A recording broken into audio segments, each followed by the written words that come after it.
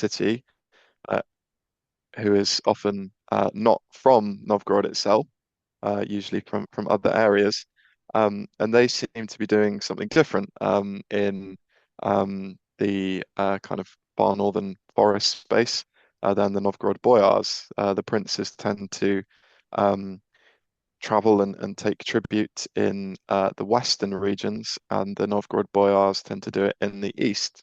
And I'm wondering if there's a kind of formal division of the Novgorod land, the Novgorodian Empire, whatever we'd like to call it, between the prince and the city boyars. So today I'm going to set out my evidence for that, and hopefully get some feedback from you all, because yeah, it's something I'm not really sure about, but I kind of need to clarify it, and I think this would be a really good forum to do that.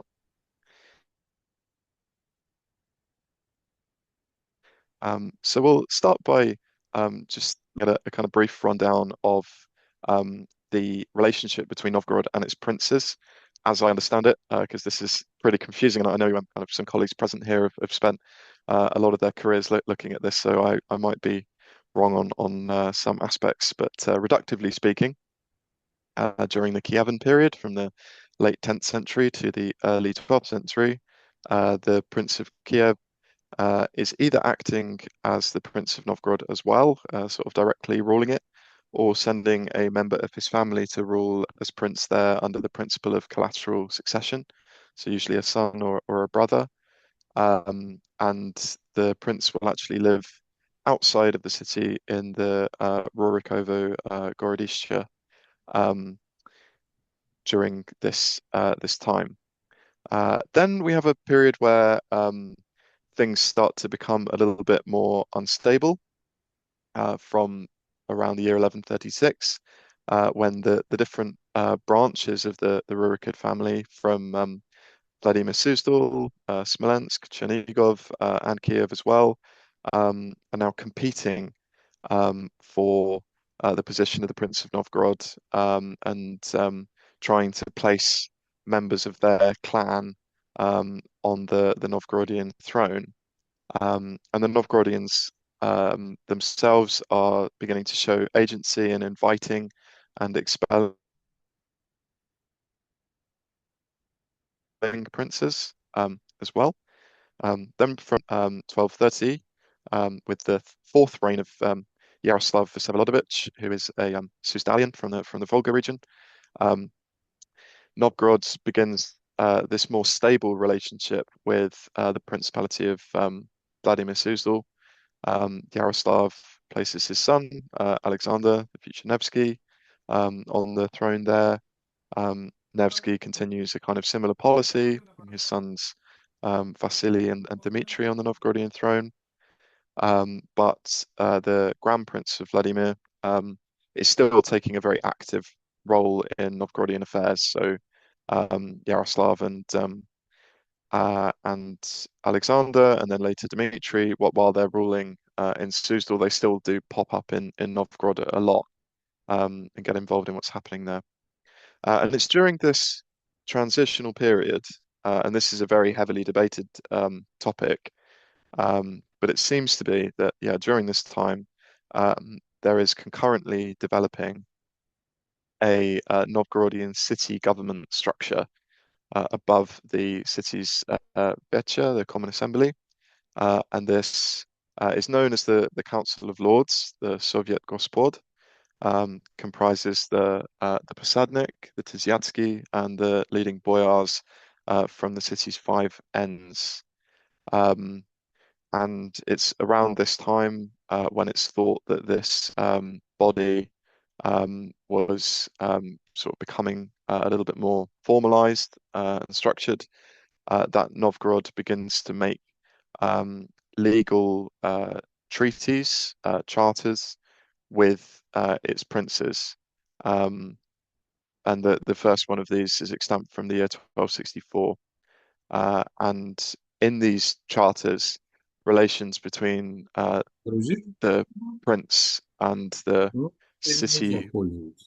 body Почему? politic are expressed in this fashion. So it's the Archbishop, Posadnik, Dzyacki, and all Novgorodians. That seems to be how the um, political community of the city was expressed. Then from the year 1285, when the Novgorodians expel Prince Dmitry Alexandrovich, his brother, Grand Prince Andrei of Vladimir Suzdal, starts to rule in a slightly different way. So rather than sending a relative to become Prince of Novgorod, he sends lieutenants or namestniki who represent him in Novgorod's Gorodisha. But he's still making personal appearances in Novgorod too.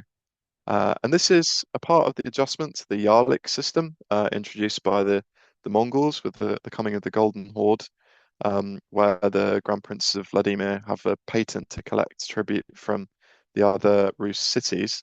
But I think, as we're going to speak about soon, it might also be explained by the fact that Novgorod has just lost a massive chunk of Western territory to the Baltic Crusades, which might make it no longer profitable to send a relative to be prince there. And Andrei's example is emulated by the following Grand Princes of Tver and Moscow from 1304 onwards. They do initially, so I think Mikhail of Tver and Semyon of Moscow, they have ceremonies of enthronement as Prince of Novgorod in the Cathedral of St. Sophia. But they are sending lieutenants, namestniki, to represent them there. And relations are increasingly channeled through the namestniki, as opposed to any personal appearances by the princes, though they still do arrive in Novgorod occasionally. Then things kind of briefly go through another transitional period with the Treaty of Yazhelbitsy, when Grand Prince Vasily the Dark of Moscow is able to amend the previous charter formula, extends the legal rights and the judicial powers of the Prince of Moscow and Novgorod. A significant portion of the Novgorodian elite kind of kicked back against this, tried to transfer the old charter relationship to the King of Poland, Lithuania. But Ivan III of Moscow responds to this by annexing Moscow between 1471 and 78, and then during the 1480s, exiling many of the Novgorodian boyar families. So how is that affecting Novgorod's empire? So while all of that is going on in the city itself, Novgorodians are constructing this kind of huge tributary zone in the taiga forests and the tundras to the north of the city. And by the 15th century, at the end of Novgorod's independence, when it's annexed by Moscow, this space seems strangely to have been divided into two distinct zones. The Pyatinas or fifths in the west, and the Novgorod Volosts in the east. And the situation is kind of quite strange, as we're going to examine in a minute.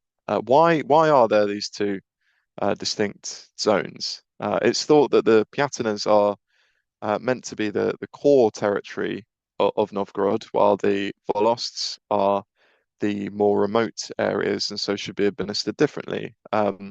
However, two of the Pyatinas, the Obonezh'e and the Vodskaya, are enormous and do stretch up into northern forest territories of Karelia and Kainu, and perhaps even as far as Norway.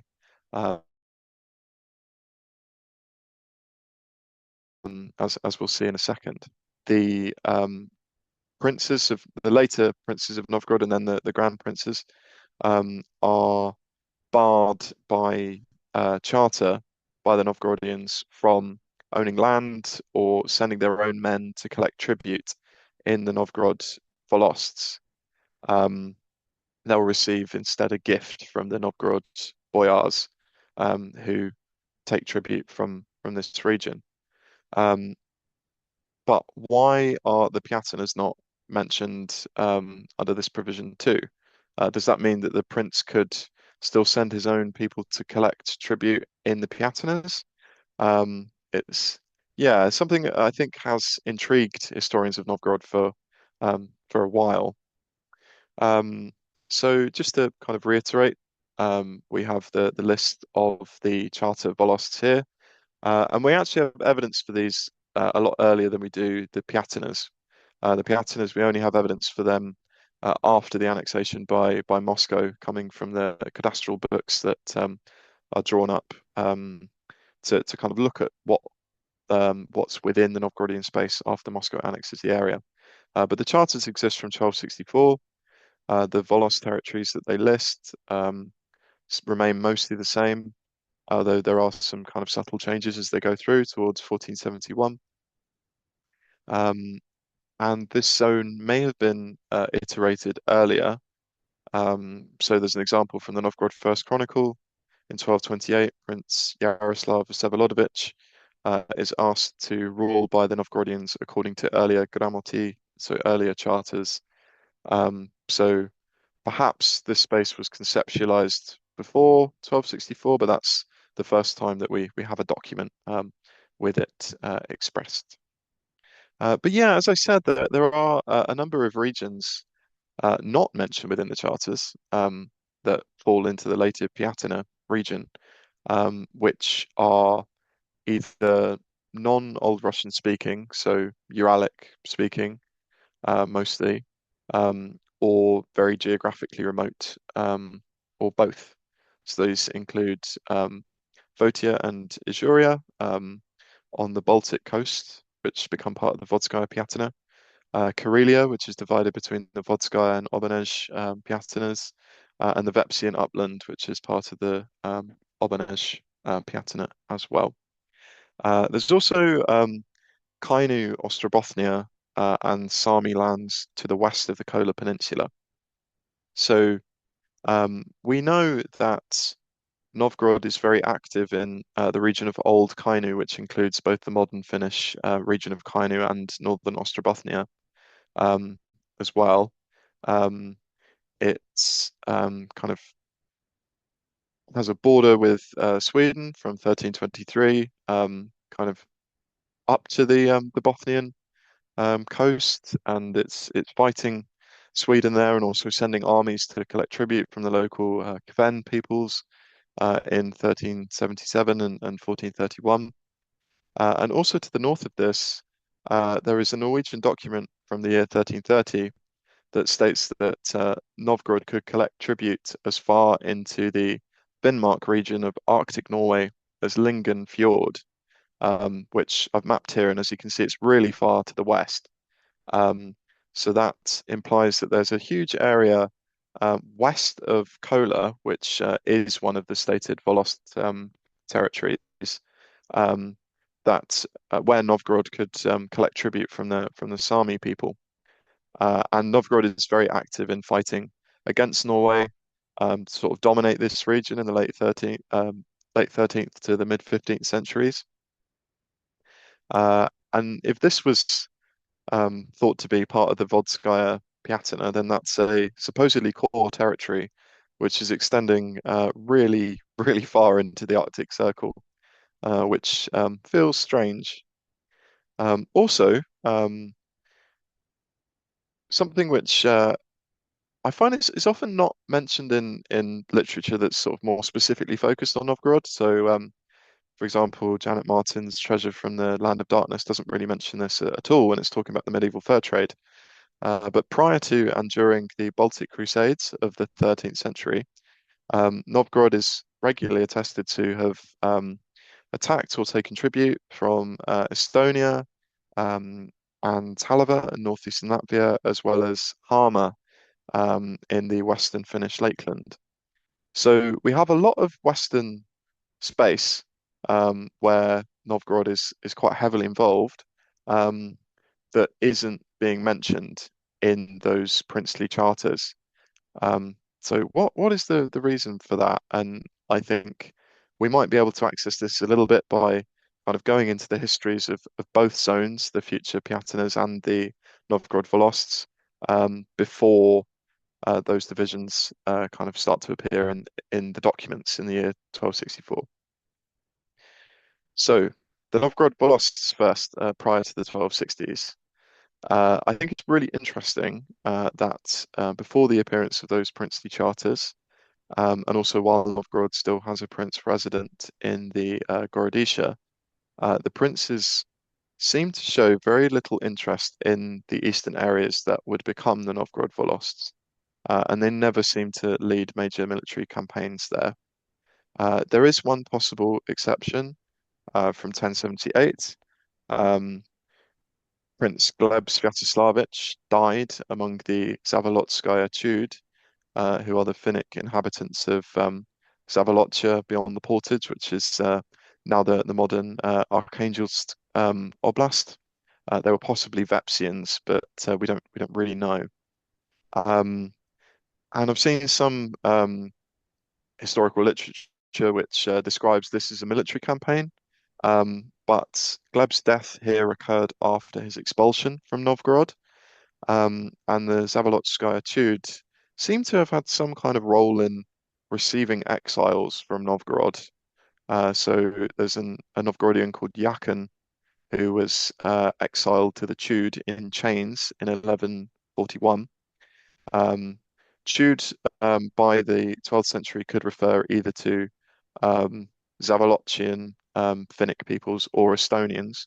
But we know that these Tude were Zavolotchians from the Arkhangelsk northern Vina area, and not Estonians, because Prince Yuri Dolgoruki of Suzdal, whose lands lay directly to the south of Zavolotchia, was able to rescue Yakin from the Tude.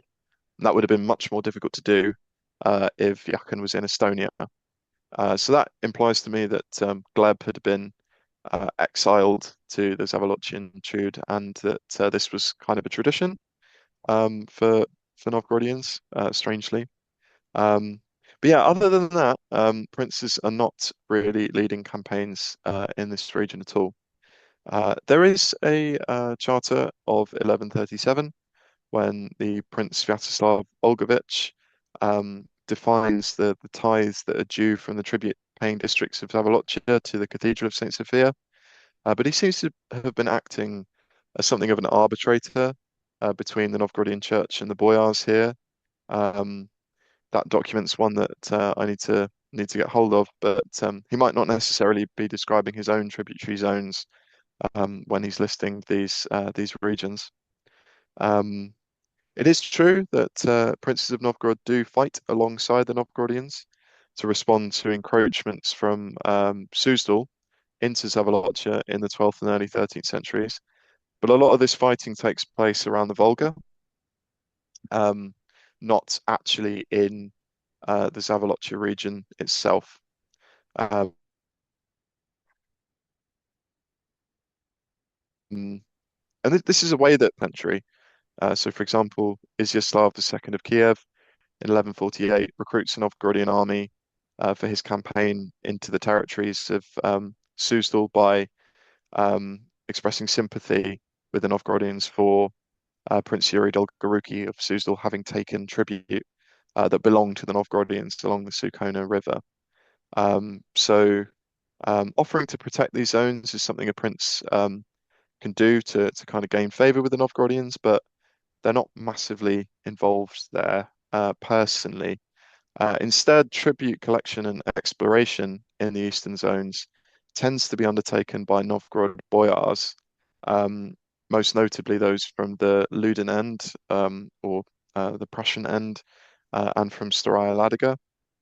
So, for example, in 1193, the Novgorodians send an army to Yugra near the Ural Mountains, but it seems to have been comprised mostly of people from the Ludin end and from Staraya Ladiga, and it's led by boyars from the Ludin end. So, for example, Moislav Popovits, we have his name on a birch bark document from the Ludin end. Prince of the city at the time, Yaroslav Volodymyrovich, he doesn't go along with them, although he prays for the safe return of the army and grieves for it. when it's destroyed by the indigenous peoples of the region. Um, but he doesn't actually go himself, which is strange when he does personally lead a campaign into Estonia 2 years before in 1191. Um, it is notable also that the Suzdalian claimants for the Novgorodian throne in the early 13th century are actually backed by the Boyars from the Ludin end, and this initially seems counterintuitive because the Prince of Suzdal are big Ludin Boyars in Zavolochia. Um, but actually, there is some logic to it because um, with a prince from Suzdal on the throne in Novgorod, Suzdal would no longer need to expand into Zavolochia, and you could kind of pay the prince from Suzdal off with a gift of tribute from that zone. Um, so yes, it seems that the prince is not really involved in the eastern regions, at least not directly.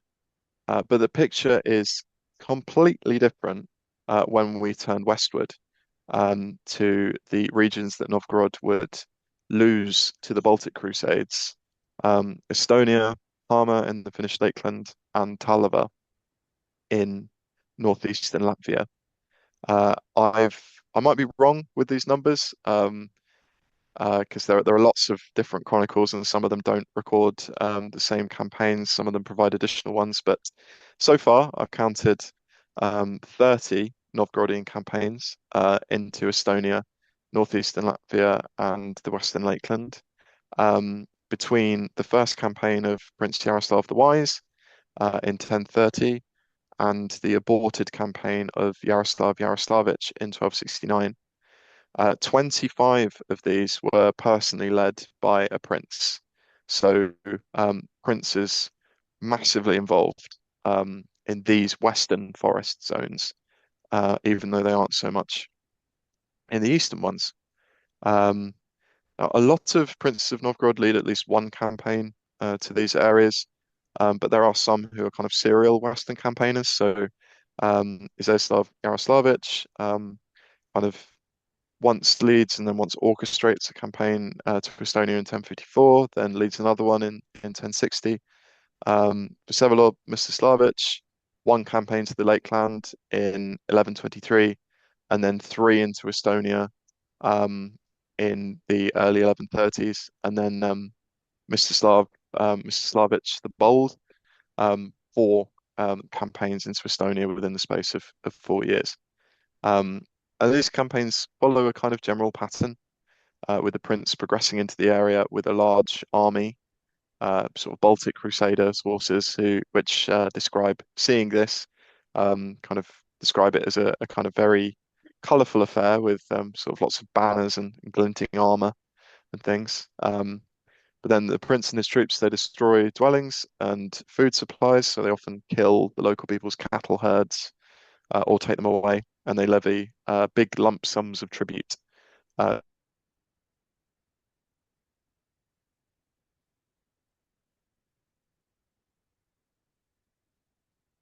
so this is often in silver and gold from the very rich Halin.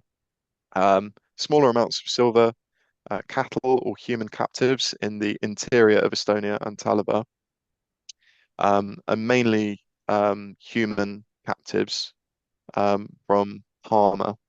Um, and a lot of these campaigns take place in winter. There's some indication in the chronicles that armies from Novgorod, led by a prince, would sometimes march across the Gulf of Finland when it froze to attack Kama, which I think is a very haunting um, image.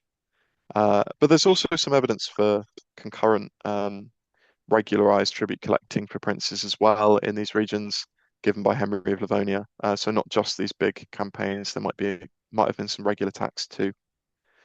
Um, a lot of these campaigns just refer to Tude again, that kind of Baltic Finnic ethnic term. But in the context of prince-led campaigns, this seems to mean Estonians, not Zavolotskaya Tude, due to the locations mentioned in association with them. So Yuriev, now Tartu, and the Bear's Head, which is a literal translation of Otepää, which is a hill fort in Estonia. There's also another one called Kedipiv, the Hand of the Sun in northern Estonia, which is a nice toponym. Um, and yeah, Novgorod's encounters with Baltic Crusaders from the German regions, so the Sword Brothers, they become the Livonian Order, also the Danes during the early 13th century, actually seems to be a continuation of this pre-Crusade campaigning in the Eastern Baltic, because while the princes do sometimes try to attack the base of the Crusaders, Riga, mostly they try and leave them alone, and they just want to fight the indigenous peoples and take tribute from them. And this is how Dmitry Alexandrovich, who was formerly Prince of Novgorod, but by this time Grand Prince of Vladimir, is ambushed by a Crusader alliance at the Battle of Wiesenberg, now Rakvira, in 1268. So Dmitry is kind of gathering his army to go into Estonia in Novgorod, and the Livonian Order send envoys to tell him basically don't attack the regions of Estonia that we've conquered, but go to the north. And this is the area of Estonia then controlled by the Kingdom of Denmark. And the Danes don't have as heavy a military presence in the northern zone. So Dmitry accepts this. It's easier for him to campaign and still levy tribute there. He goes and he does that, attacks the local Estonians, but then is ambushed by a combined army comprised of both Danish and Livonian Order knights. And it seems like they're trying to stop these progresses into Estonia once and for all, because this is the last time that it happens. But before we look at the end of this practice, let's have a look at some of its key features. Now, the one that really jumps out to me is the regular presence of troops from the prince's home regions. So the place where he comes from, either Suzdal or Smolensk, wherever, and they are coming with him and the Novgorodians to fight on campaign in these western zones. So there's a great passage from the Novgorod First Chronicle for the winter of 1256.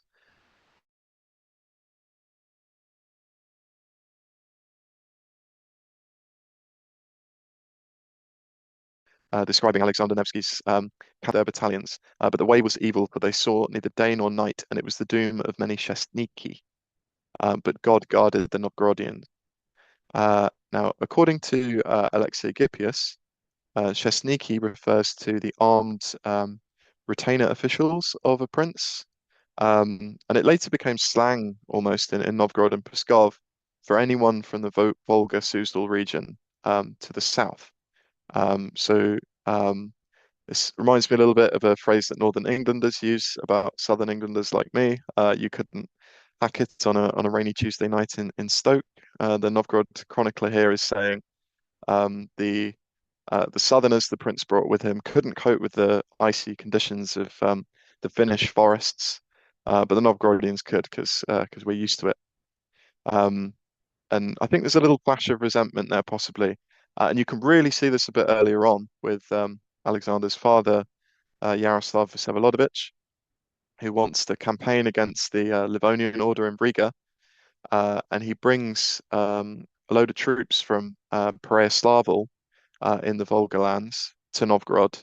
And they camp not only around the prince's residence at the Gorodisha, but also in the Slavno and actually within the city of Novgorod itself. And there are so many of them, so many of these southern soldiers, that they cause inflation in the market in Novgorod. So yeah, lots of southern involvement, and also princes will regularly bring their relatives, so their brothers who might be prince of another city, to campaign in the west. Dmitry Alexandrovich in 1268 brings loads of princes from different regions to kind of get involved. Um, but the Novgorodians are going too, and one of the reasons that they that they are is because they seem to be getting a portion of the tribute that the princes take in the western regions. So, for example, in 1214, Novgorod First Chronicle reports that the Chud, the Estonians, bowed to Prince Mstislav the Bold, and he took tribute from them, and he gave two parts of it to the Novgorodians and the third to his nobles. So he's giving the Novgorod Boyars a big wedge of tribute, and that's kind of their payment almost for accompanying him westward. And to me, this seems to reflect that big chunk of tribute that the Novgorodians gave to the prince from those eastern Volost areas. But we can discuss that a bit more later. Um, However, although the Novgorodians have kind of been given a portion of it, all tribute and war plunder from the west does seem to belong to the prince. So, as mentioned before, the events leading up to the Battle of Wiesenberg, the army led into Estonia by Dmitry Alexandrovich in 1268 encounters an impenetrable cave where the Estonians were from the area were hiding. A siege engineer floods the cave, and the Estonians hiding in it are all killed. And then the Novgorodian soldiers collect up all their goods that they brought into the cave with them, and they give them to Prince Dmitry. So it seems like any tribute from this area, it's the prince's right to distribute it. This seems to be the same with the more regular tribute collection that's talked about in the Chronicle of Henry of Livonia. So a Russian force comes into the land of the Talaba Latvians in 1216 to collect a levy. The master of the Sword Brothers, the Crusaders, arrests them, and then emissaries from Mstislav the Bold in Novgorod come to ask for their release. So these tribute collectors seem to be the prince's men. And it's perhaps because of this, perhaps because there's a convention that tribute from the Western lands is the prince's by right. There's a sense that it's their job to deal with any Western peoples who get out of hand. So, for example, in 1228, the Yem, the Finns from Hama, come into Lake Ladoga to kind of raid all the trading stations around the lake. And Prince Yaroslav goes personally with the Novgorodians to fight them. Also, there's a number of Finns come with the Swedes in 1256 to construct a fort on the Narev or the Narva River. And there was no prince in Novgorod at the time, so the Novgorodians sent to Alexander Nevsky, who was then in Nizhny Novgorod, to come to help them. So it does seem that there's an expectation from the Novgorodians that anything that happens in the West, the prince is supposed to help with that. So this system, as I said, seems to exist from the early 11th century up to the late 13th century, but it's always a bit unstable because, especially if you're campaigning in Estonia, you need the support of Pskov, Novgorod's most autonomous and powerful subordinate town. And the Pskovians often suffer reprisal attacks, first from the indigenous Estonians and then from the Crusaders, when the army of the Prince of Novgorod withdraws. And this is kind of, I think, brilliantly put by an envoy that the Pskovians send to Prince Yaroslav Vsevolodovich in Novgorod in 1220. You marched to Kolyvan, took silver, then you went back to Novgorod, and no justice was done, for you did not take the town. And the same happened at Chiesa and at the Bear's Head. And for that they killed our brothers at the lake, and others were captured. And you, having embroiled us, went off. So the Pskovians really kind of not happy that they're kind of always sort of taking the flak for what the princes of Novgorod do in the western regions. And the support of the Boyars of Novgorod itself begins to wane after many of them die at the Battle of Wiesenberg, as mentioned before, in 1268, which appears to have been a kind of trap into which Prince Dmitry Alexandrovich was lured by the Baltic Crusaders. And then his uncle, Prince Yaroslav Yaroslavich, does try again to campaign in northern Estonia, but he abandons the idea because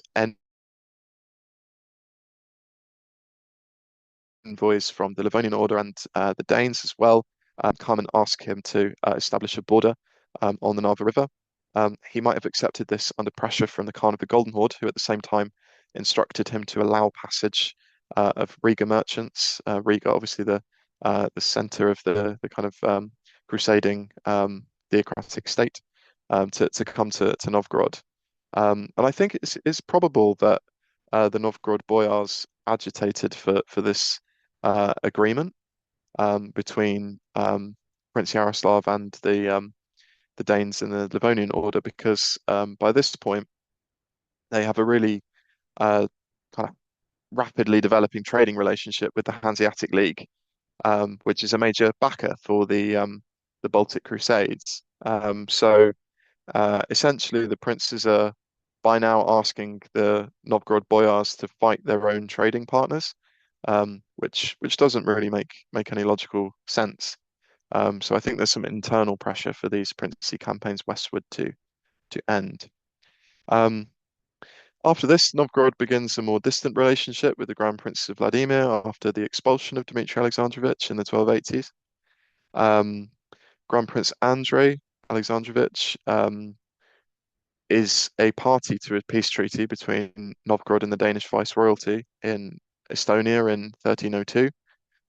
He's guaranteeing non-aggression against northern Estonia again, and kind of passing relations with the Danes over to the Novgorodian kind of ruling cadre, the Archbishop Posadnik and Tyziatsky. Princely campaigns into the Finnish Lakeland also end at this time due to Swedish conquest of the area. Novgorod's government does launch its own campaigns there to respond to Swedish invasions of Karelia, but without the support of the princes now, really.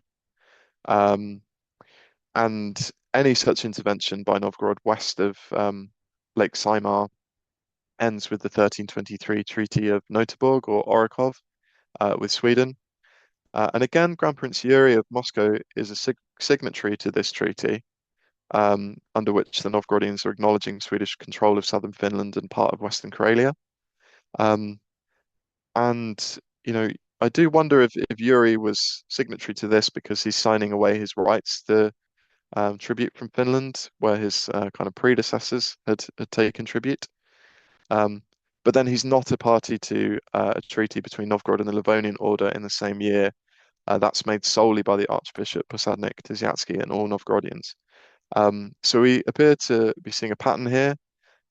First, the prince is mentioned in the treaty, a legal acknowledgement from him of peace between Novgorod and these new Western powers. Then he's withdrawing from the legal relationship.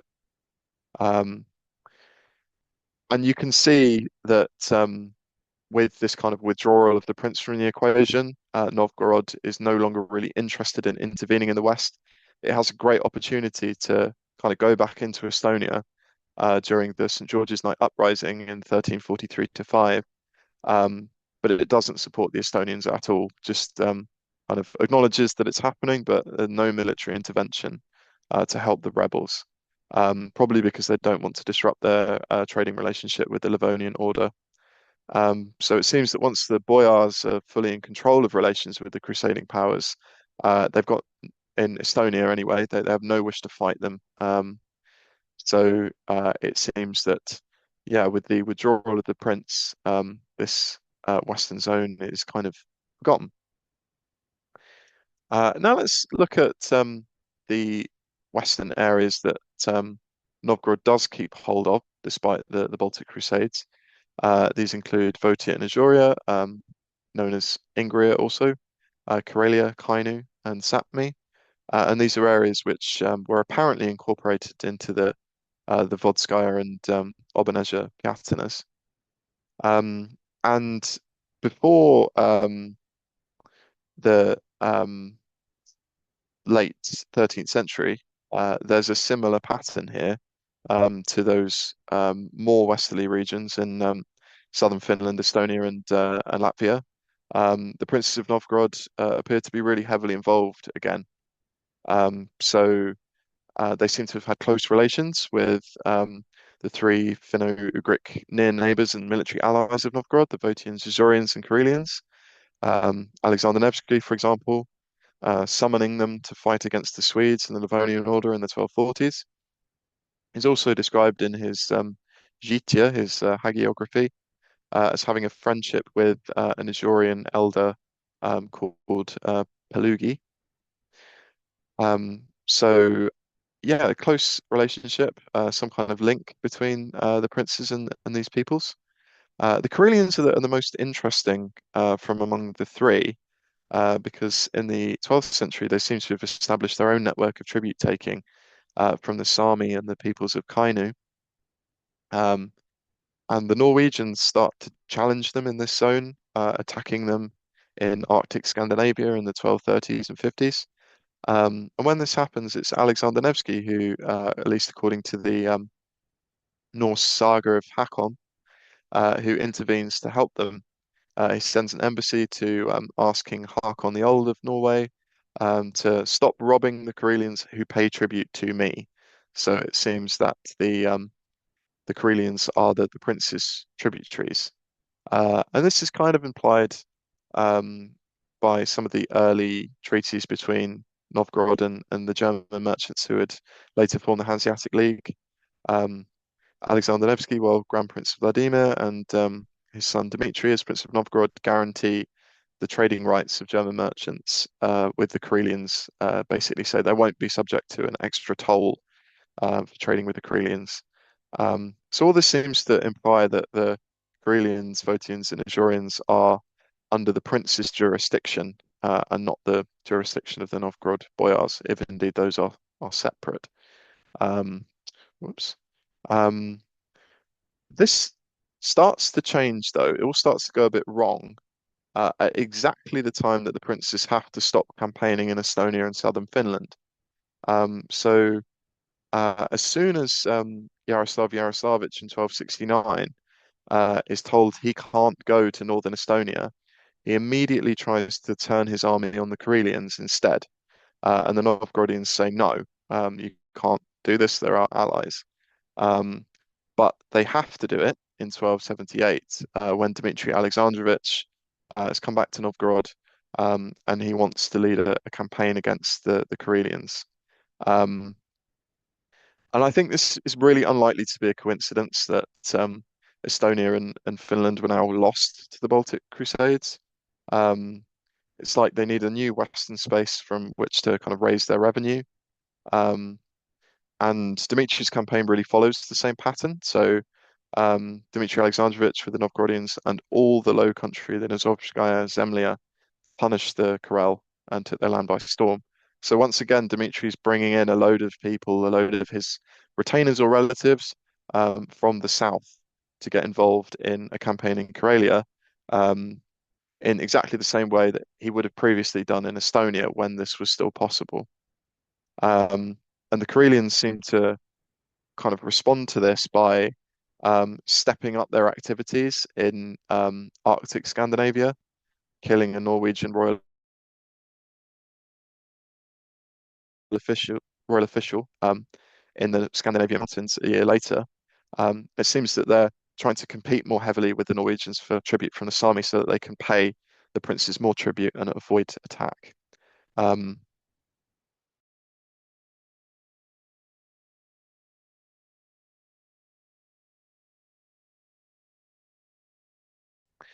Less hostile though, 79, he builds a fortress at Kapoya in their lands. And when the Novgorodians kick him out in 1282, this is where he goes to try to resist them. So it's almost like he's run away to these two Finno-Ugric peoples to ask them to protect him because they are his tributaries. Um, but this period kind of ends pretty rapidly after the exit of Dmitry Alexandrovich. It's not viable at all. to campaign against the Karelians because they come under attack from Sweden by the 1280s. Novgorod really requires their military support against Sweden and Norway. So it's not viable. But Grand Princes Andrei, Yuri, and Semyon in the early 14th century do arrive in person with armies to defend the Ingrian and Karelian borderlands of Novgorod from the Swedes. So they show some continued interest in this region. Orakhov Fortress on the Neva, next to the Karelian Isthmus, was built by Grand Prince Yuri of Moscow in 1323. But by 1352, when it needs to be rebuilt, it's the Archbishop of Novgorod that does it. So it seems that kind of maintaining these Western fortresses shifts, the responsibility for that shifts from the prince to the city government. And a symptom of this is Novgorod inviting these people known as service princes from Lithuania and other Rus towns like Belozersk and Smolensk to occupy the fortress towns. And they have far more limited powers than previous resident princes of Novgorod. They're not enthroned in Novgorod because that would really aggravate the Grand Prince of Moscow. But they are made responsible for dealing with anything that's happening in these western border zones. They're not very reliable, though. They're often only in situ for a few years, and then they abandon their posts. Also, as well as establishing this system, Novgorodian Boyars begin to set up landholding estates in northern Karelia, so they're starting to make money from or generate fur from a region that previously seemed to pay tribute to the prince.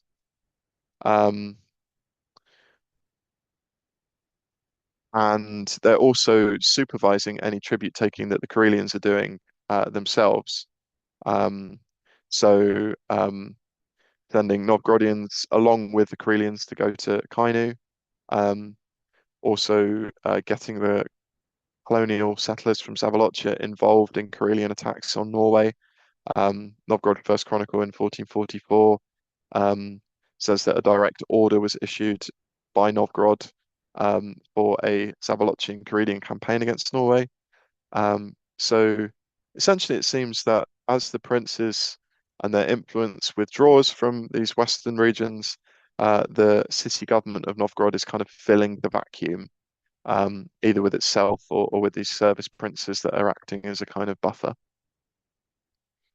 However, there is some indication that the Grand Princes retained some kind of residue of their hypothetical old rights to tribute from the Western lands. So there are Muscovite copies of the 1456 and 1471 Grand Princely treaties with Novgorod. And the texts are slightly different to the Novgorod copies. They preserve a provision that the Grand Prince had the right to send his men once a year around the Vodskaya Zemlya, the Votian land, to collect tribute. And the Novgorod copies of the treaties don't preserve this provision, and maybe we could discuss shortly kind of why that might be. But it does seem that these lands where the resident Prince of Novgorod may formerly have had a right to take tribute, the Grand Prince of Moscow still does in the 15th century. Also, something I saw in an article by Fedorov about the appearance of the Russian border in Lapland before the end of Novgorod's independence in the 15th century. Novgorod complains to Moscow that Muscovite hunting parties are encroaching into Kola, and that's a stated charter territory of the city. This suggests that the Grand Princes were hunting in maybe in Kainu or in Sami lands west of Kola, not mentioned in the treaties, possibly still actively interested in the Arctic Northwest. And finally, when Novgorod attempts to transfer the prerogatives of the prince, those charter rights, to King Casimir IV of Poland in 1470, The formula of the treaty is broadly the same as previous treaties of the Grand Prince of Moscow, um, but explicitly, this charter states that the king had a right to send his own men each year to take 15 rubles from the Votians, 2 rubles from the Asurans, and 1 ruble from the Lop, which means the Sami. Um, Kola, however, is still listed as one of the Volosts, um, to which the king couldn't send his own men to take tribute. So these Lop, to whom he could send his own men, were probably Sami dwelling to the west of Kola.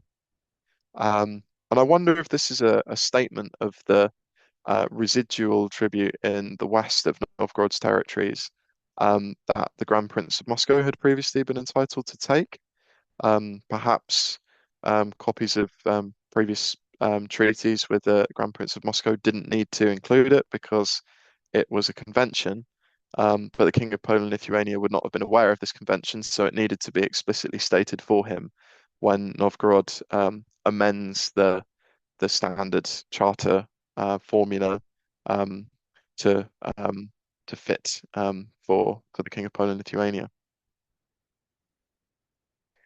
So, in conclusion, and these are the conclusions I think that we can be fairly sure of. The Prince of Novgorod undoubtedly takes a heavy interest in the western forest regions in which Novgorod is involved before the appearance of the Novgorod princely charters in the late 13th century.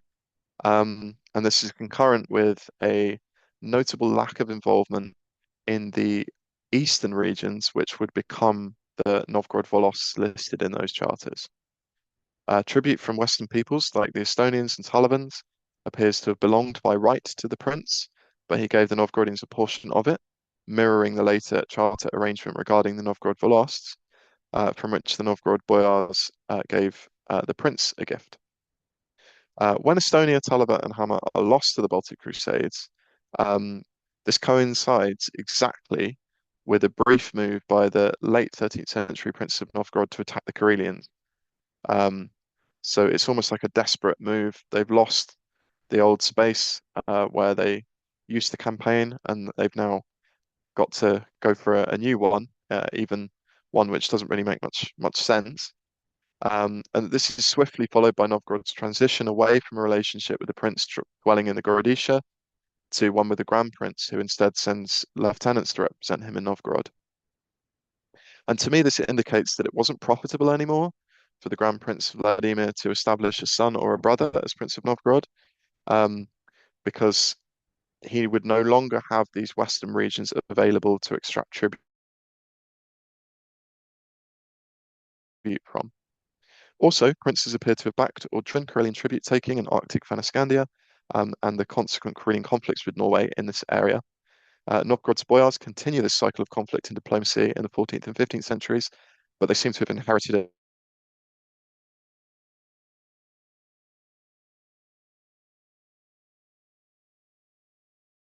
it from the princes.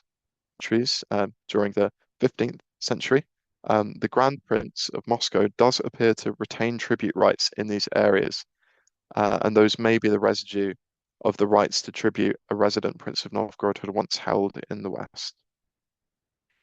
More speculatory conclusions.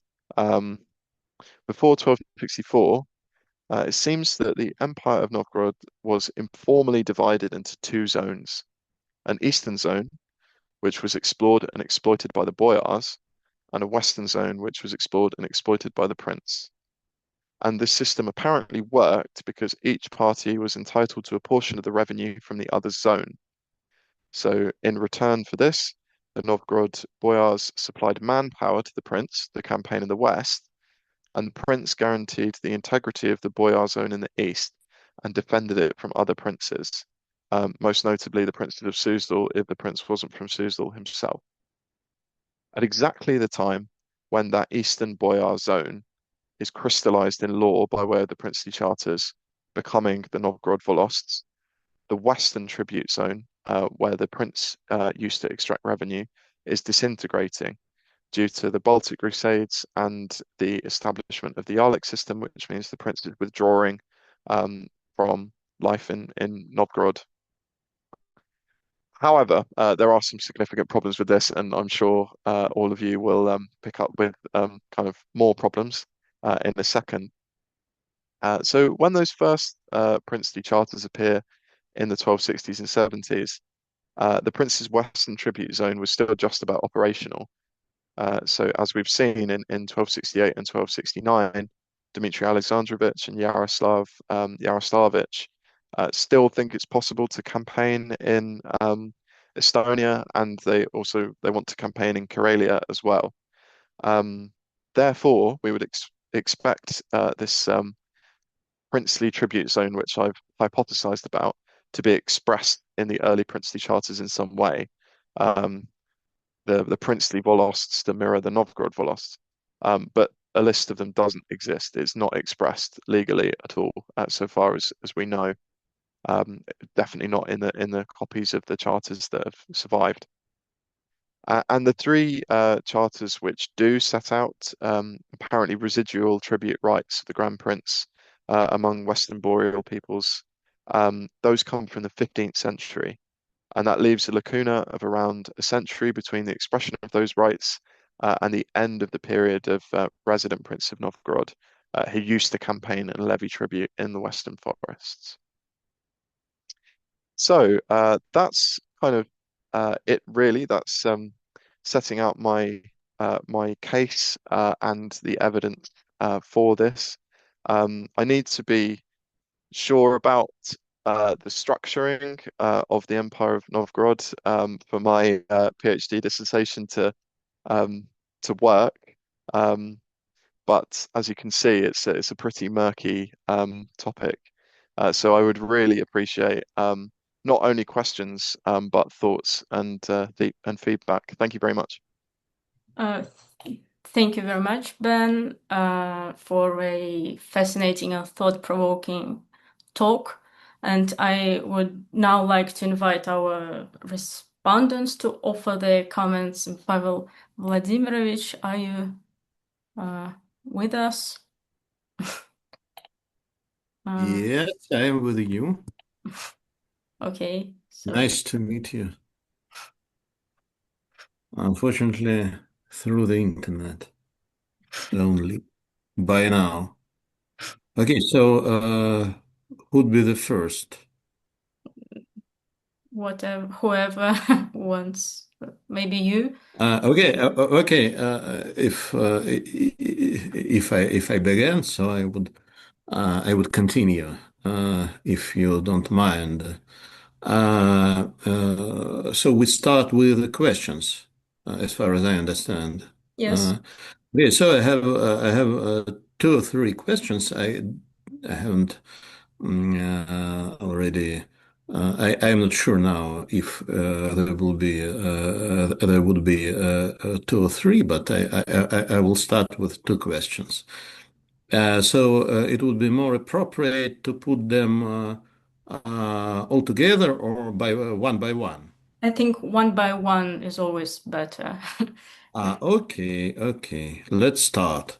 So, dear Ben, could you articulate what your argument is, and specifically what aspects of previous historiography, not only Western one, which you mentioned, I mean, well, the famous work by Barbara Martin on furs and so on, but also Russian one, which is quite prolific, as I am sure that you perfectly know. But what aspects of this previous historiography you are taking issue with? What is the center of your Oh, polemics, so to say? yeah. So I think it's how do I articulate this? So I think in my view, it's not a kind of firm conclusion, but the evidence to me seems to be pointing to this kind of division of tributary interests between the prince and the boyars of Novgorod. because the prince is operating primarily in the west. That seems to be where he generates his revenue, whether in furs or human captives or gold, and the east, where only the Boyars of Novgorod seem to be traveling and taking tribute. And I think that this influences the development of those two distinct zones, the Novgorod Volosts and the Pyatinas, with the Pyatinas kind of being what used to be the prince's zone, or at least part of it. Probably not the core regions around the city, but definitely Karelia and Ingria, Kainu, before that's ceded to Sweden by the 1590s. In terms of previous historiography, really the reason that I'm kind of asking you all today, kind of whether you agree with this view or not, is that I haven't been able to get this issue clarified by the previous historiography. I think I mentioned to you before, Pavel, when I emailed you about Vladimir Yanin, who does briefly. Valentin Yanin. Yes. Valentin. Yeah. He briefly mentions that he would assume that Prince could still take tribute from those regions that are not mentioned in the charters, that aren't specified. But I think you advised me to be careful of that conclusion. Yeah, if there's other literature on this that I'm not aware of, so I've mostly been kind of accessing the Western side, although I've used your own work quite a lot for the later period, for the kind of 13th and 14th centuries. But yeah, am I right? Really, is intrigue. Yes, it's your point. I will well, afterwards I will make some comments on your presentation. Actually, well, it's okay. Your reply is quite appropriate, so it's normal. Okay, but I have also another question, which is about more concrete things. Sure. What do you think? What was the difference in the territorial organization of the Novgorod land between the pre-Mongol and post-Mongol periods? I would make it more clear that, for instance, if, well, your point is that princes lost their domains, so to say, in the western part of the Novgorod land. So how did they manage to survive after that in the 14th, 15th centuries? How did they manage to, well, to survive? I think my argument is that they don't, because what happens, basically, as soon as the Western zone is kind of finally off limits, which I think really happens in 1268 and 1269. They're definitively pushed out of Estonia, probably pushed out of Finland, southern Finland before that. They then try to campaign against the Karelians, and that doesn't work. It's not viable for several reasons. And that exactly coincides with this transition, I think, from a resident prince in the Grodisha to the Grand Prince sending lieutenants. So in the reign of Andrei Alexandrovich, he doesn't send a relative to rule in Novgorod. He sends lieutenants instead. And it seems to me that it wasn't financially viable anymore to send a relative, as, for example, Alexander Nevsky would have done, sending his son, Vasily and Dmitry.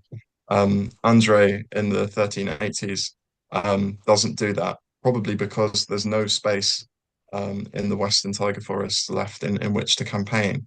And I think that might influence, as well as the coming of the Mongols, this transition that Novgorod has between having a prince resident in the city and not, and becoming kind of more of what we might define as a kind of republic.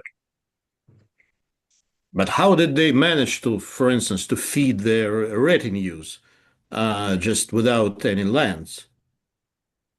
Well, they don't. It's what I'm saying is it's exactly that point, basically from the 1280s. I think I'm right in saying Dmitry Alexandrovich would be the last prince who's actually personally resident in the Gorodecia. After that, his brother Andrei is just sending lieutenants. He's not sending a relative. You do have the service princes. I'm not sure what the Russian term for them is. Like the Lithuanians, like Narimantas, and in Russian it would be Narimont. Narimont, yeah. So you do have that. They are there, but they are not technically the Prince of Novgorod. They don't get a ceremony of enthronement in St. Sophia Cathedral, and they have some space in Karelia and in Ingria, fortress towns there that they're given, and that's how they feed their retinues. But it's a much smaller territory than the Prince of Novgorod used to be able to operate in. And also those service princes are they're not a very stable institution. They often leave the area quite quickly. I would define them as more of a kind of tool of the city government of Novgorod than as a kind of sort of equal institution in the same way that the Prince of Novgorod once was. Yeah, I don't know if I'm able to get this point across, but I think that the loss of the Western regions influences the development of that the relationship between Novgorod and the Prince almost becoming a relationship between two different states, because the Prince is no longer living in the Gorodecia. He is the Grand Prince of Vladimir or Tver or Moscow instead, and he's sending his lieutenants to represent him, rather than placing a son in the Gorodecia as princes would have done before when they still had space to campaign in the West. Does that make sense? Yeah. I think that we should leave some room for our members of our intellectual, not political, but intellectual community. But I just mentioned that those lieutenants of the Novgorodian and Muscovite prince, Grand Prince, they were not formal, puppets. I would say they, as I showed in one of my articles and in the book on the Novgorodian Veche, according to one of the Hanseatic documents of the 14th century, they really did interfere in in internal relations in Novgorod. So it was just it's for you just to think about. Yeah. Oh, definitely. Yeah, it's a very complicated system. But yeah, I think it's so interesting that at exactly this time, when the West is lost, that's when it's the lieutenants who appear instead of the son who's been sent to rule in the Gorodecia. Yeah. So, Anna? Yes, I think now we should move to Vyacheslav Sergeyevich and his questions. Thank you. So, Ben, thank you so much for your both presentation and your interest to the topic. First, my first question is as follows. Can you just briefly summarize the chronology of your of your topic, because since you are talking about the Novgorod imperialism or Novgorod Empire, it is very much important to clarify when exactly did it start, in which centuries it developed before the annexation to Muscovy. Because, I mean, there is definitely a strong relationship between the 11th century, 13th century, and what was happening in the course of the 15th century. But I mean, chronology is essential in this respect. So my first question, just to make it more clear, the central aspects of your chronology. What are the central aspects in your Novgorod chronology? Okay, so I think that the city sort of starts to build this empire in the early 1030s, because in Under 1030, Yaroslav Vladimirovich. Okay, so 1030s. So he is the first prince to campaign in Ionia, which he does the attacks the Estonians, builds the town of Yuriev, which is now Tartu. And then 2 years after that, we have the record, and I know this is a little bit disputed, but the expedition of Uleb, who might have been a Scandinavian from Ladoga, Ulf possibly, but Uleb, who went from Novgorod to the Iron Gates, which may or may not be the polar Urals, but there is some archaeological evidence as well for a Novgorodian kind of at least temporary presence around the northern Urals in the 11th century. But yeah, if that's genuine, you've got the prince going into Estonia in 1030 and a member of the Novgorodian aristocracy going to the Polar Urals in 1032. So it seems that that decade is a kind of year of, a lot of exploring over the kind of northern forest zone. Then I think you have this period where it seems to be a kind of between 1030 and say kind of the 1280s, the period that I've been talking about today, where it seems that there's a kind of division between the prince's tributary zones in the west and the boyar tributary zones in the east. And then with the withdrawal of the prince from Novgorodian political life, I know, as we've just discussed with Pavel, the lieutenant of the Grand Prince still has a lot of say in Novgorodian affairs, but really kind of from that period from the 1280s up to 1478, the Novgorodian Empire has one government, which I would say it could have been the Council of Lords, but kind of more generally the Boyars and Archbishop of Novgorod. Because the Archbishop is quite heavily involved, actually. Apparently, one Archbishop in the 1380s instructed an army to go to the Perm region, the Viacheslav River. So yeah, basically, I think we have these three kind of, well, two stages essentially, 1030 to say 1285.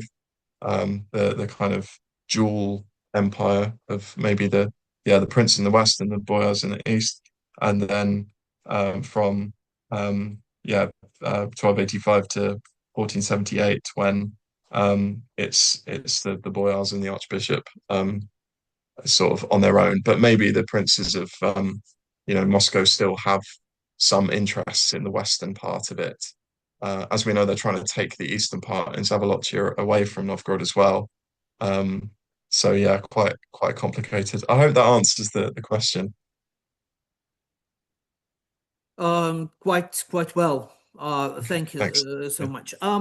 My next question regards the construction of the Novgorod Empire implied by you, because there is a problem and a debate about the status of the so-called Western zone and eastern zones. And I mean, Yeah. that is no doubt that the both legal and political status of what you have called Western sphere and Eastern sphere was quite different all the way long. Yeah.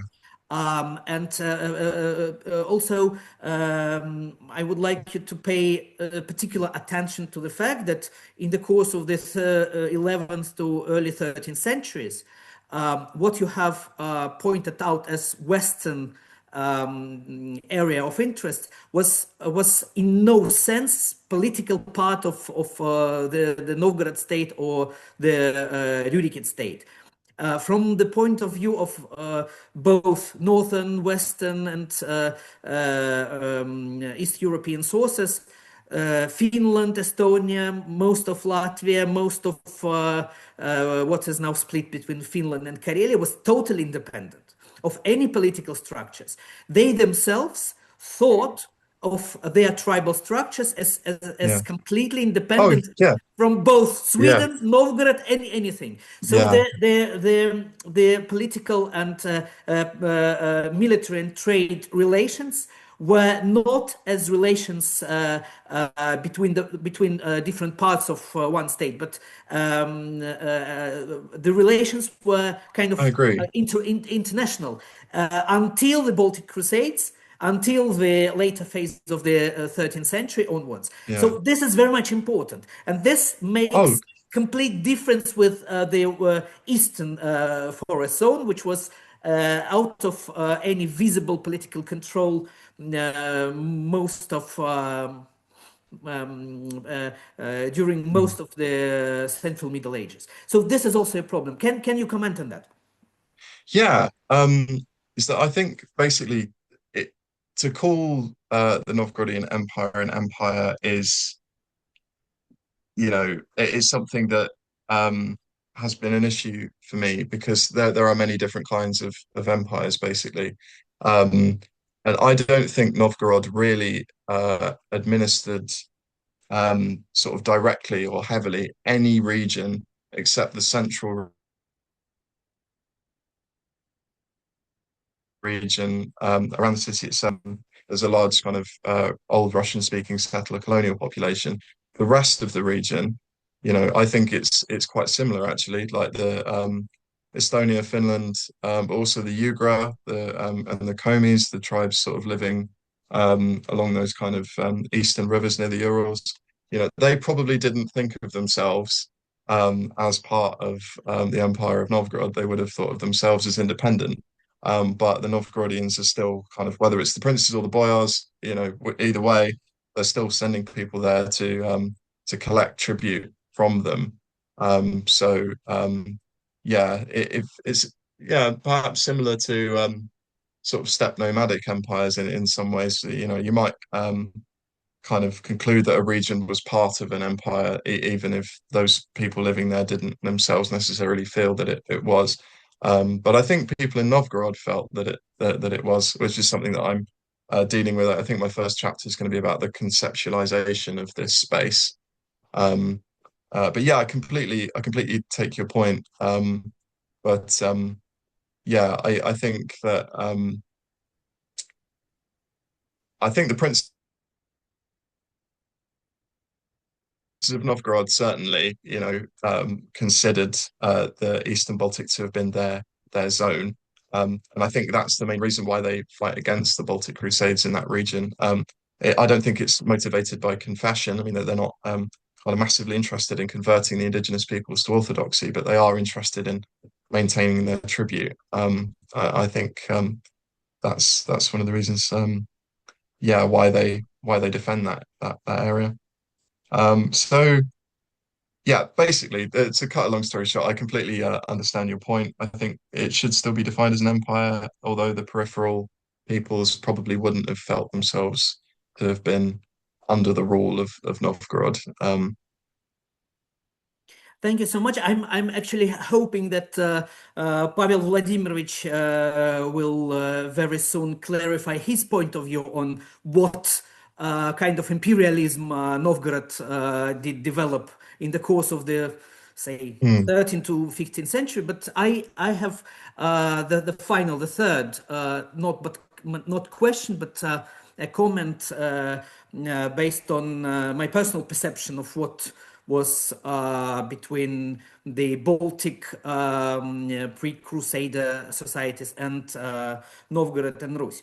If you remember, there is an ethnographic introductory chapter in Повесть временных лет, where most of tribal societies of the Western Baltic are listed and enumerated amongst those who pay tributes to Rus.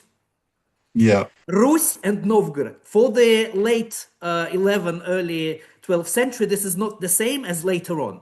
So an important explanation might be as follows.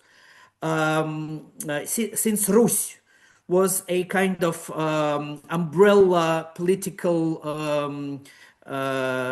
community ruling most of Eastern Europe, Rurikid princes of Novgorod were not only princes of Novgorod, but also parts of this broadly developed Rurikid ruling family across Eastern Europe, and therefore their both economic and political interests in Eastern Baltics were inherited from their status as the Rurikids, rather than the princes of Novgorod. And this is very much important if we look at the general picture of later and terminal phases of the Pan-Baltic Viking Age, because that was what most of princely families in Scandinavia and in Eastern Europe were practicing during the 11th and 12th centuries. So I would like you to consider the following problem, the following issue.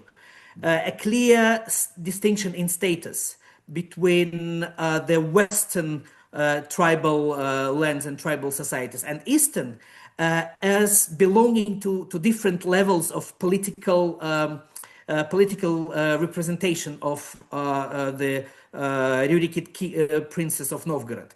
Western hemisphere was reserved because they were Rurikids, and Eastern hemisphere was not under their direct control because it was under more direct control of the rest of the Novgorod elites. This is my, I am just expressing what I see not only from sources but also from the general political picture of the 11th and 12th centuries. I am not particularly good specialist in periods later than the late 13th century, but what I clearly see from 11th and 12th century developments in Eastern Baltics and Eastern Europe clearly corresponds with the reconstructions I've just presented. So this is also something to be taken into account by you as soon as possible, since it's essential for your doctrine and your kind of reconstruction of the entire political structure of what then became Novgorod Empire or Republic or whatsoever. That's my point. Thanks so much. Yeah, that's a brilliant way to articulate that. Yeah, thank you. That's really, really helpful. I do think it's quite interesting that, with these campaigns to the west, like the Novgorodians, they have to go with the princes to fight there, but a lot of the time they're quite reluctant to do that, which seems a really strange sort of paradoxical situation. Your point about the kind of conceptualization of what the Rurikid space is, I think that really helps clarify why that was happening. So yeah, thank you. Thank you. Does anyone else have any questions? I've got a question to Pavel Vladimirovich about imperialism. Yes, he has yes. promised to clarify his views. Yes, I am not obliged to clarify everything, but I have some comments, if you don't mind. But I would like to leave some room for everything wishing to make any comments. Yeah, Alexey Alexeyevich. Just it's Alexey Gipius. Just a short bibliographic question first. But first, Ben, thank you for a really fascinating talk and brilliant presentation with all these breathtaking northern landscapes. And the question is whether you are acquainted with Alexei Frolov's article published in 1212 about administrative organization of Novgorod from 10th to 16th century. It deals with the problem you are discussing, and so that is why I am asking. Excellent. That's really good to know about. I wasn't aware of that article, so yeah, I will make a note of that. Thank you so much. That's all. Thanks. Okay, maybe someone else apart from Pavel Vladimirovich. Okay, if not, so yeah, okay. Ольга Часовицына. Yeah, yes, please. Hello. Thank you, dear Ben, for your lecture. I think it's not clear what you mean when you speak about human captives. Generally, in Ипатьевская летопись and Lavrentievская летопись, we see the word polon. Generally speaking, the polon means not only human captives, it means livestock and or human captives. And we know the word chelad and polonianic, that means human captive, exactly. No, well, I think it's the no, that's all. Thank you. Thank you. Yeah. So I think that there is a bit of a historiographical debate on this. So I've been using the work of Jukka Korpila, who's a Finnish historian, quite a lot. He wrote a book called Slaves from the North, and his thesis really is about basically that word polon, kind of referring to human captives. And I think he's right in some instances, because I think in I think it's 1226, the campaign of it's Yaroslav Vsevolodovich to Hama in the Western Finnish Lakeland. The polon, like some of them are allowed to return to their homes, which I think does suggest that they were humans. But yeah, I mean, it's I'm sure, given I'm not a linguist, I'm sure you're correct that polon doesn't always refer to human captives. So yeah, that's a difficult one for me really, because I'm kind of relying on a historian who kind of thinks that it does a lot of the time. But yeah, I will I'll talk to normally when I have a linguistic problem, I talk to Anna about it. So I will yeah, probably ask her about that after the session. But thanks for flagging it. Okay, thank you. Now I think Pavel Vladimirovich can finish his comments.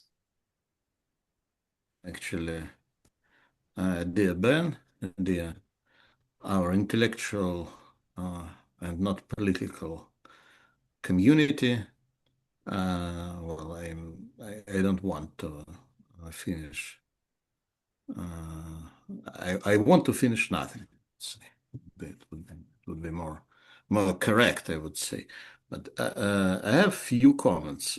First of all, I would say that, of course, first of all, I should apologize as connection issues prevented me from hearing the beginning of the presentation, of Ben's presentation. So I will be responding partly based on the short summary which was sent previously. Well, your presentation covered a great many topics, well, which actually cover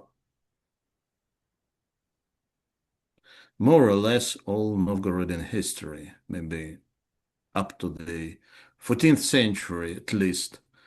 So it is not so simple it's not so easy to address all issues which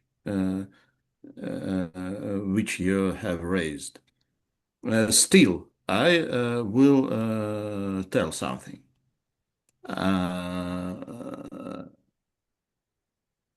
Well, in spite of the fact that we are waiting, of course, of your article or maybe series of articles or something like that. And there we will be able to analyze all your arguments and so on and so forth. And I should say that as always, I would be happy to, maybe not so happy, but I'm eager to read your draft version.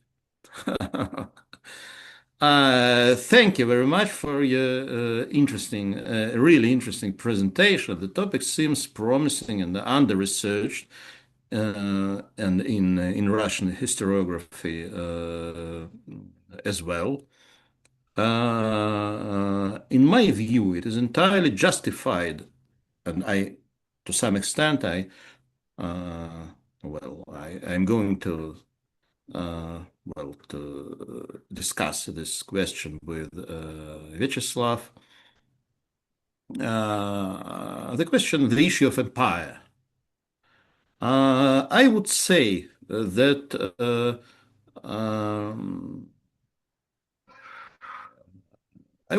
it is justified to raise the question of Novgorod's relationship of Novgorod territorial structure and Novgorodian politics.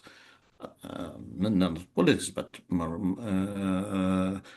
it would be more correctly labeled Novgorod policy towards its periphery as imperial one.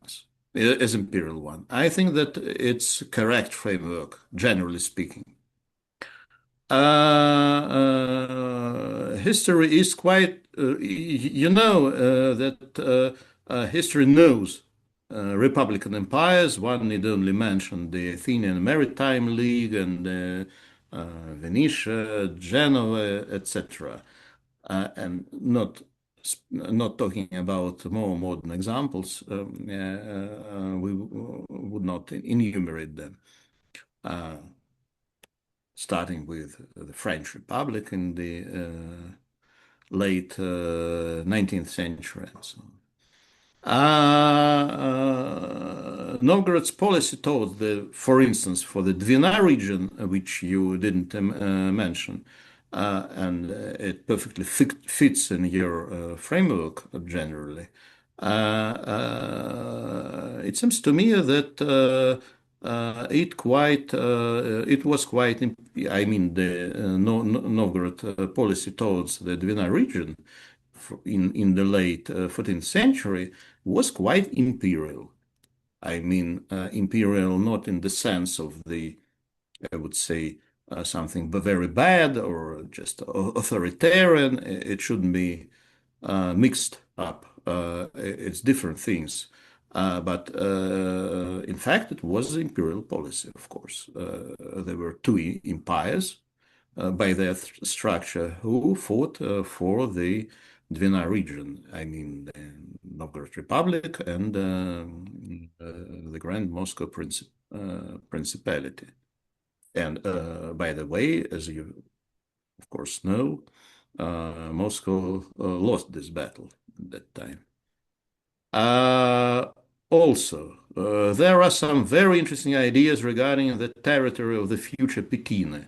I would say afterwards about the term Pytiny, it's another thing. But still, these ideas are quite interesting. It seems to me that the question regarding the impact of the loss of Baltic territories on the internal situation in Novgorod is also quite justified and well posed. By the way, my teacher, my Dr. Vater, as they say in Germany, Boris English Flora, has written a little about this, and also as I have also in the third volume of the New History of Russia. Probably you know this project. However, the problem is, so this question is put forward to my mind quite quite correctly. But the problem is, as in many things which you highlighted, is in problem of sources. The sources on this matter are very scarce, especially when we talk about pre-Mongol period. It is highly likely that Novgorod's active eastward expansion, which you spoke about in your previous presentation on the conference organized by Anya, I mean the active attacks by Novgorodians on Yugra, on Pechor, etc. So it's it's highly likely that they are connected with each other. The possessions which Novgorodians lost in the west were somehow compensated by new territories which they annexed in the east, in the northeast, and so on, in Siberia, in Urals region, and so on, West Siberia, and Urals region. It's very possible, but also we cannot, or maybe you will be able to construct such an argument proving this, that it's somehow related to each other. But it's very likely.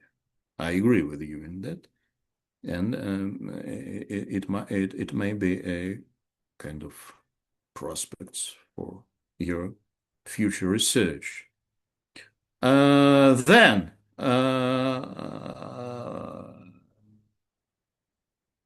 actually, I have doubts. What might be more important? I have some doubts that it somehow affected the traditional territorial structure of Novgorod land, of the Novgorod land. I am not sure about it, but you can prove it, and so on. Then about Pyatinas. It is it's not, undermine somehow your argument, but it should be corrected. The current scholarly consensus is that the Pyatinas, how do you call this, fifth or something like that, did not exist during the period of Novgorod's independence. They were invented or somehow created by Ivan III after the annexation of Moscow, of Novgorod by Moscow, and the only unique mention of Pyatinas being existing during the Novgorod independence is the phrase from Sigismund Herberstein, which, as you understand, may be somehow invented or just a result of misunderstanding, something like that. Also, as I mentioned before during our discussion via emails, and maybe I don't remember exactly. Maybe we discussed it during the conference organized by the Institute of Russian Language. The question of Volosts and Pyatinas. Save God. Alexey Alexeyevich Gippius is present here, so I can mention him being here. And the question is that we have shown that there are grounds for believing that Volosts also existed in the center of the Novgorod land, that is, within the territory of the future Pyatinas. So it's quite. It might be quite important for you. I don't want to say that it is absolutely clear. There's a room for discussion, so on and so forth, but you might take it into account somehow. Then another thing. So therefore, contrasting Pyatinas and Volosts is hardly appropriate in this context. So you might take it into account. And another way of framing the issue, which the author might have done well to consider, is as follows. Treatise between princes and Novgorod, prohibited princes from appointing their own lieutenants, as you perfectly showed, to peripheral Volosts. But the question is that the status of these Volosts may have been disputed. So it was the issue not for, as we perfectly know from all medieval and early modern laws and documentary sources and so on. So it was only about the questions which were really disputed. So one can put that for the central Volosts, future Pyatinas, their affiliation with Novgorod was self-evident, so it was out of question. And it was this issue wasn't somehow taken into account in Novgorod princes' agreements. So you just might think about that it could have been, it could be a possible scenario, so to say.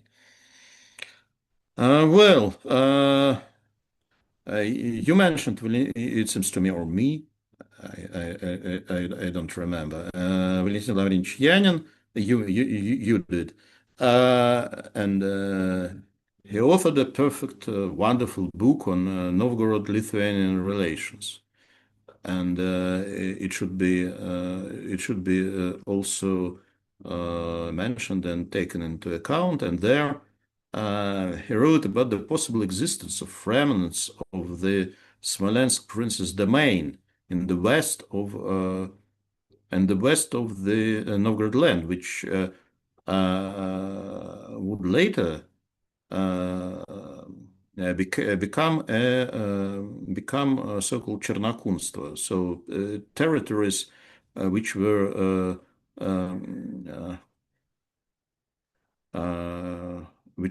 were governed by both Lithuania and Novgorod. So it also fits in your general scheme.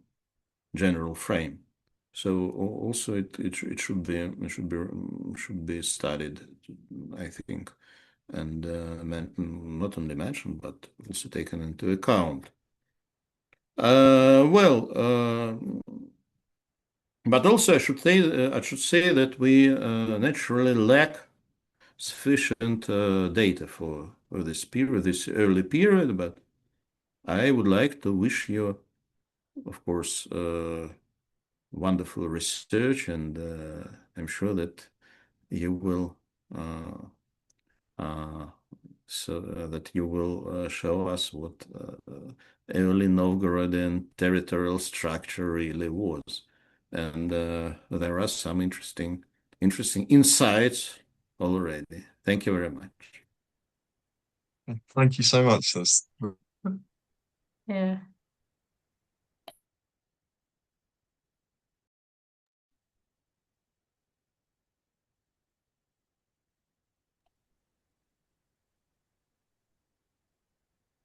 Oh no.